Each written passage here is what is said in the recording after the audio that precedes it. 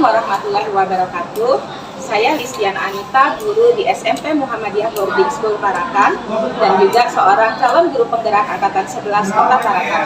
Pada kesempatan kali ini saya akan melakukan kegiatan supervisi pembelajaran yang mana saya ditemani oleh rekan sejawat saya, Bapak Sadam Husin.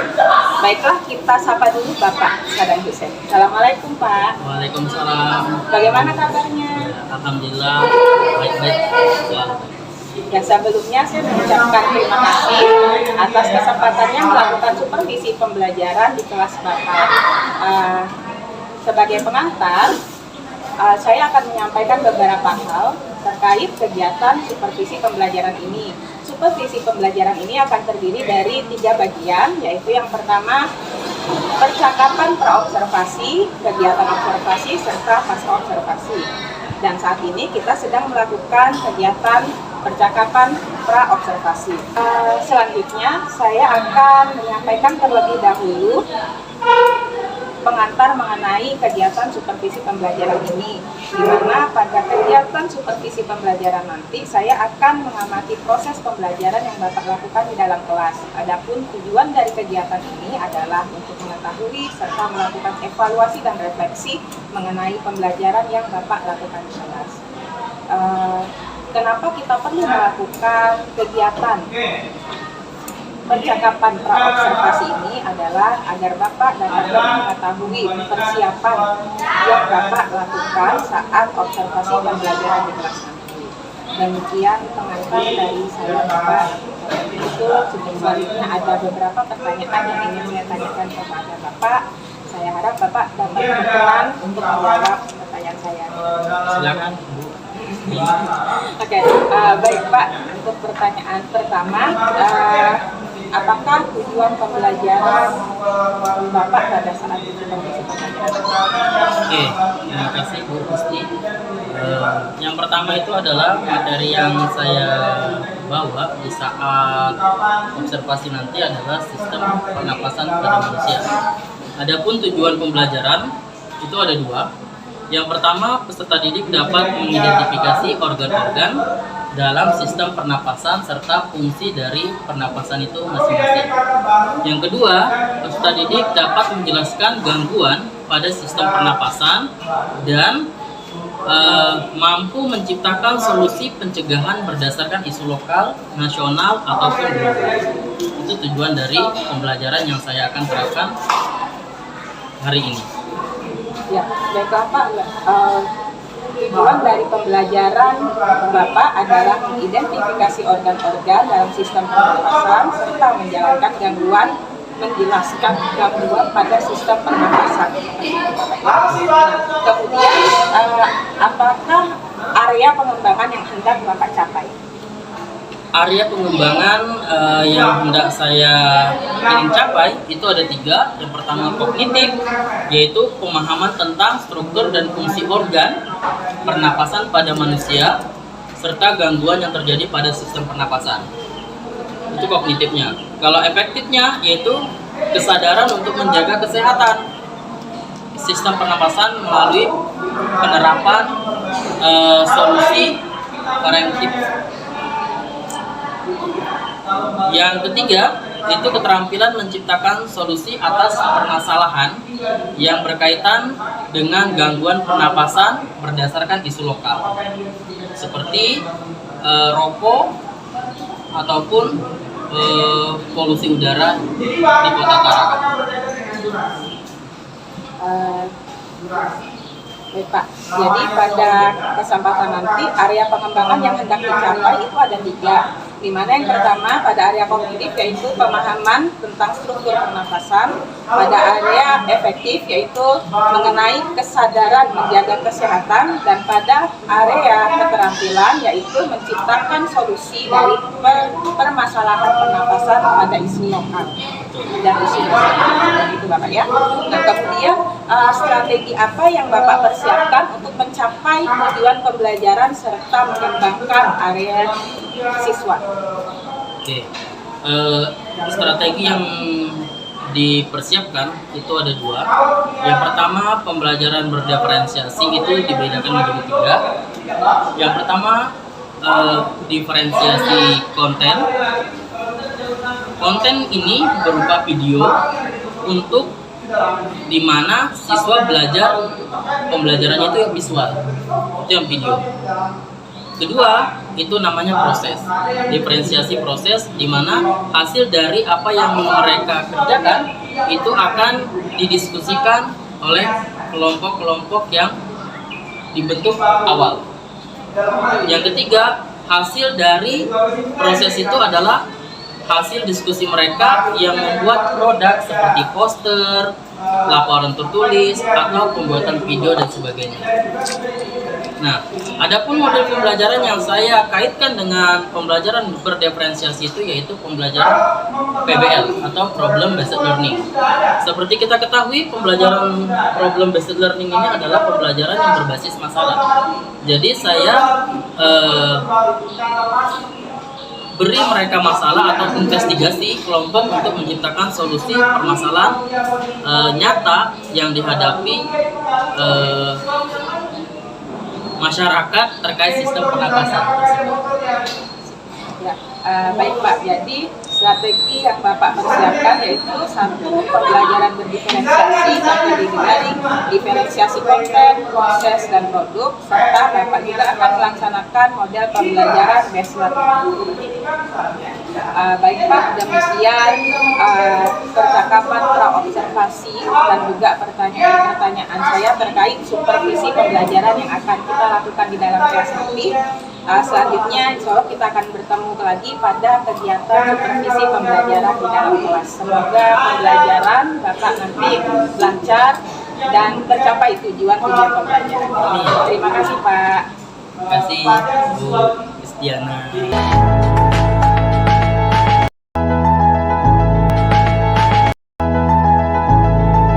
Assalamualaikum warahmatullahi wabarakatuh.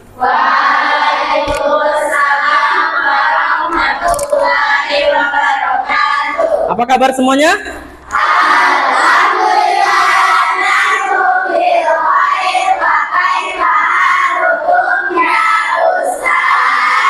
Alhamdulillah, ana bi khair. Insyaallah pembelajaran di siang hari ini kita akan memulai. Sebelum kita memulai pembelajaran di siang hari ini, pastikan semua kesiapan pembelajaran di kelas sudah ada. Seperti buku pembelajaran, pulpen, pensil, atau buku paket. Sudah ada semuanya? Sudah. Kedua, yaitu pastikan semua sampah-sampah yang ada di dalam laci, di bawah meja, tolong dipungut, segera dibuang ke tempat sampah. Silakan, kalau ada sampah segera buang. Boleh izin sebentar untuk keluar membuang sampah? Oke. Silakan.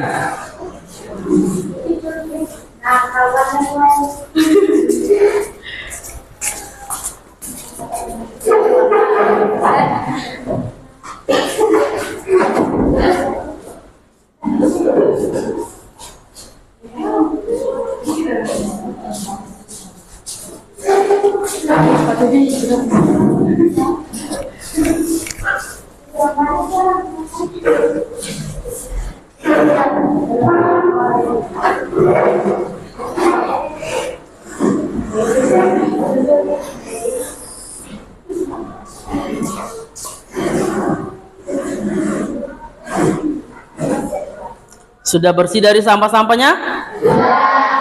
Oke, sebelum kita masuk pembelajaran, kita berdoa dulu agar pembelajaran berjalan dengan lancar. Silakan ketua kelas pimpin doa. Before study, let's pray together.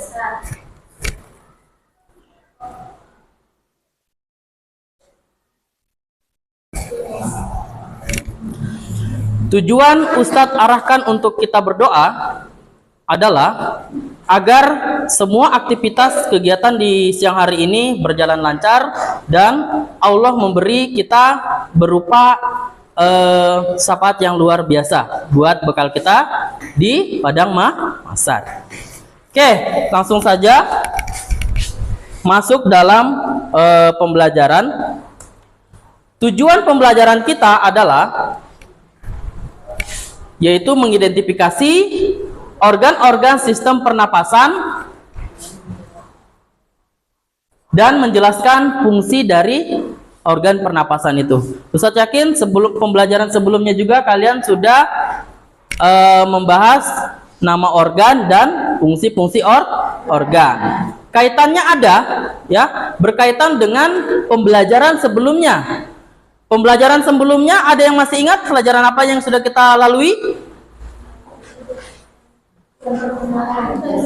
Sistem pencernaan, sistem peredaran darah, sel hewan dan sel tumbuhan. Ustadz garis bawahi adalah tentang sel, di mana sel yang berperan untuk membantu proses pernapasan adalah sel mitokondria, atau disebut dengan apa? Powerhouse. Di mana powerhouse ini berfungsi sebagai memberi energi, terutama pernapasan pada manusia.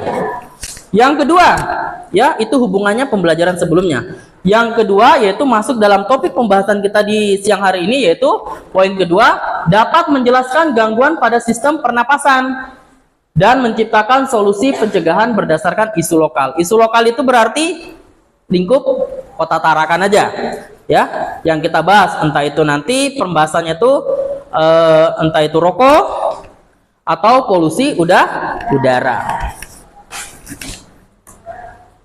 Oke, langsung masuk dalam materi. Mengapa penting menjaga kesehatan sistem pernapasan? Yaitu untuk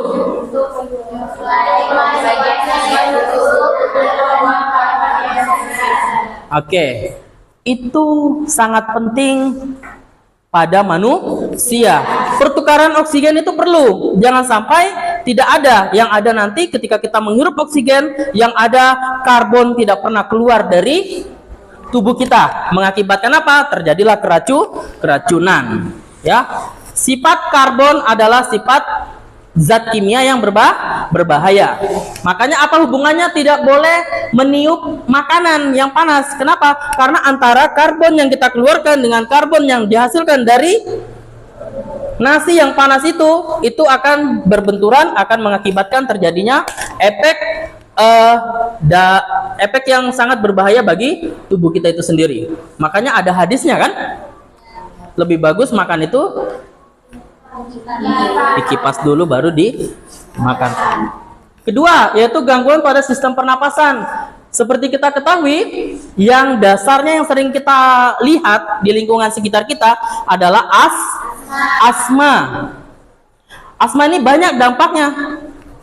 Ya, banyak dampaknya, entah itu debu, entah itu aroma tak sedap. Ya, entah itu ada partikel-partikel yang memang sangat berbahaya, berpengaruh pada tubuh kita sendiri, kayak gitu ya. Terus penting untuk menjaga kesehatan pernapasan agar fungsi tubuh tetap optimal. Dengan cara apa? Ustadz nyinggung sedikit, yaitu dengan cara olahraga yang cukup, ya. Itu sedikit, nanti pembahasannya bisa kalian dapat nanti di LKPD nanti. Setelah itu nanti kalian bisa mencari literatur atau referensi dari buku yang kalian pegang nanti, ya. Lanjut, mekanisme pernapasan. Ada inspirasi dan ada ekspirasi. In itu berarti berada di dalam. Berarti in itu ada mengeluarkan karbon atau CO, ya. Mengeluarkan CO2. Ini bersifat racun. Cairan tersebut dapat mengganggu pertukaran gas pada paru-paru. Hal ini menyebabkan oksigen yang diserap oleh darah menjadi kurang. Gejala dari penyakit pneumonia yaitu demam, batuk berdahak, tidak enak badan, sakit pada bagian dada, dan terkadang mengalami kesulitan bernapas. Penyakit pneumonia dapat ditularkan melalui udara ketika penderita pneumonia batuk maupun bersin. Oleh karena itu, ketika kita pergi ke rumah sakit untuk menjenguk teman atau saudara yang dirawat di rumah sakit, sebaiknya kita menggunakan masker. Penanganan pneumonia dapat dilakukan dengan memberikan antibiotik, obat pembuat saluran nafas menjadi lebar ataupun ventilator, terapi oksigen, dan penyedotan cairan dalam paru-paru. Tuberkulosis atau TBC. Oke, itu tadi adalah video ya pembelajaran penyakit yang menyerang oleh sistem pernapasan. Sekarang Ustadz akan membagi kelompok ya berdasarkan yang Ustadz sebut, langsung pindah ke kelompok satunya ya. Oke. Adelia Dwi Haryanti masuk ke kelompok sini. Antum pindah ke sana. Ya, antum pindah ke sana. Adelia mana? Ya, Adelia masuk ke sini. Antum masuk ke sana. Ya. Ya, nggak usah bawa kursi, langsung aja tukar. Ya, kelompoknya cuma satu orang yang Ustadz ubah ya.